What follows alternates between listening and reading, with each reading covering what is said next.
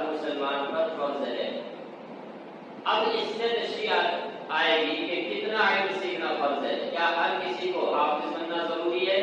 کیا ہر کسی کو عالم بننا ضروری ہے؟ مفتی بننا ضروری ہے؟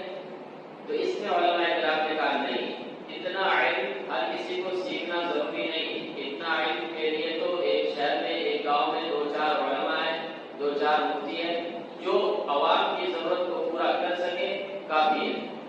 تو پھر کتنا علم چاہیے ہر مسلمان کو، کیونکہ حدیث میں ہے فریضۃ علی کل مسلم، کل ہر انسان کو کہتے ہیں، ہر مسلمان پر فرض ہے۔ تو ہر مسلمان پر علم کا کون سا درجہ ہے جو فرض ہے؟ تو اس کو کہتے ہیں بنیادی تعلیم، ضروریات دین کو جاننا، عقائد کی تعلیم، اللہ کو جاننا، رسول اللہ کو جاننا، کہ ہمیں